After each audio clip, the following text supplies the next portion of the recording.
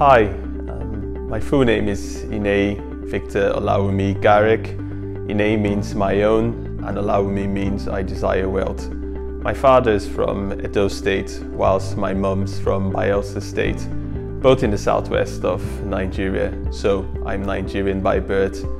I came to Cardiff back in September 2009 to study for a master's degree in health, safety and environmental management at what is now the University of South Wales. I started using Victor as my first name due to the barriers I faced whilst applying for jobs after university.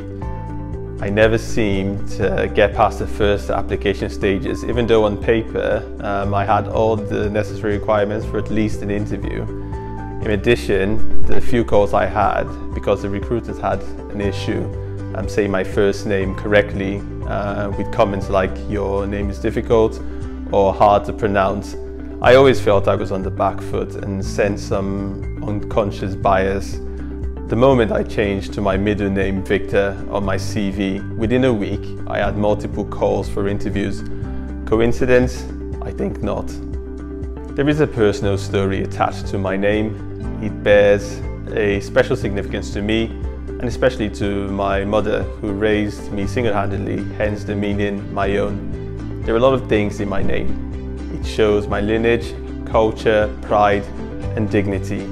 Colleagues can support the Race Equality Matters My Name Is campaign by promoting the use of phonetic spelling in your email signature, just like the Pronoun Initiative, which enables people to respect gender identity.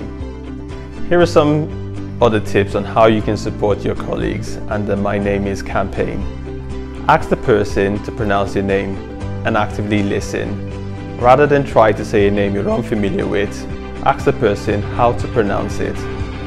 Don't make it a big deal. Once you've heard the correct pronunciation, thank them and move on. Don't focus on how unfamiliar you are with your name. Observe and practice.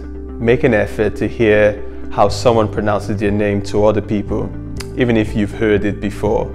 Check first if you're introducing them in a public forum. Clarify again. If you meet someone again after a while, it's fine to check how you should pronounce their name. Do something when you realize you've been mispronouncing it.